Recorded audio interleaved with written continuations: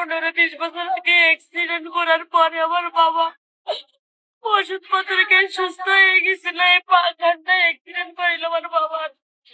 পাটা কি নষ্ট হয়ে গেছে? তারপরে আমার বাবা আস্তে আস্তে সুস্থ হয়ে যাওয়ার পরে এই 20-22 বছর পরে আমার বাবার এই জায়গায় সমস্যা দেখা দিচ্ছে। ও আচ্ছা।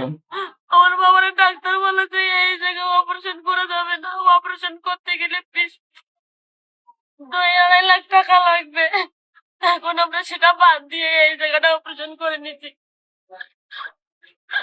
আমার দাদা কিচ্ছু বলে না, আমার বাবার তো নির্ভরে কেউ নেই।